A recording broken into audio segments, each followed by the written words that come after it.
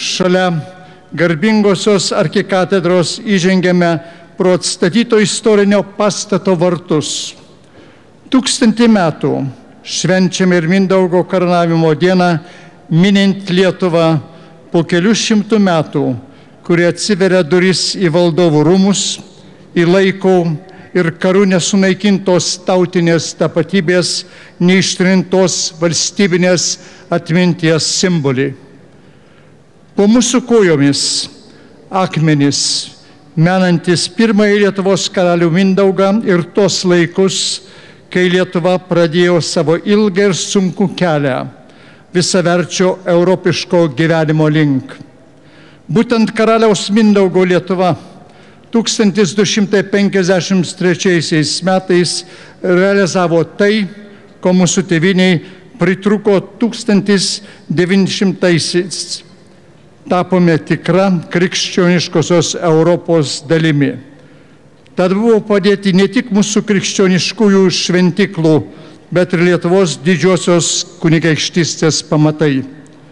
Valstybės, su kuria Lietuva sieja stipriausius savo istorijos tarpsnius, didžiausius laimėjimus, ryškiausius suklestėjimus.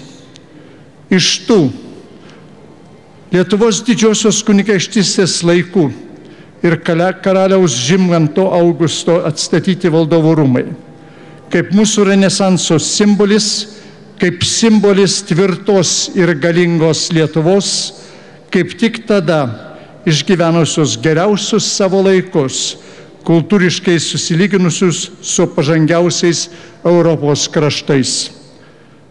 Privalau paminėti dar vieną Lietuvos didžiosios kunigaikštystės metmenį, kuris iki šiol pavadinamas ir aristokratišku, ir fenomenaliu. Tai daugiakultūriškumas, atvirumas visoms čia skambėjusioms kalboms, tikėjimams ir pažiūroms. Iš pačių tolimiausių šalių atvykę aukšti valdovai ir studentai, vienuoliai ir amatininkai rasdavo bendrą kalbą, grindžiama pagarba ir tolerancija. Šiandien šiame garbingųjų svečių būryje jaučiu panašius jausmus, kokius, manau, turėjo jausti tų laikų Lietuvos valdovai. Beje, kaip tik tais laikais artimiausiais Vilniaus bičiuliais ir likimo partneriais galutinai tapo Krokuva, Kijevas, Varšuva, Lvovas. Džiaugiuosi, kad ilgainiui ši draugystė šiandien ir dabar dar kartą patvirtinama. Džiaugiuosi, kad Lietuvos draugų ir bičiulių šiandien smarkiai padaugėja.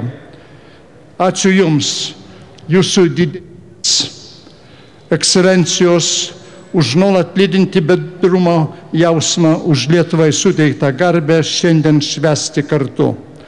Tad sveikinu visus šios gražios šventės valdovų rūmų atidarimo proga. Linkiu, kad tie rūmai vadintųsi valdovų, tačiau būtų atviri visiems vilniečiams ir svečiams. Tegu jos lanko jaunuomenė ir atranda savo tėvų ir protėvių gyvenimo atspindžių. Tegu čia ateina Lietuvos svečiai ir atranda gražios ir kultūringai tvarkingos kaiminystės ženklų.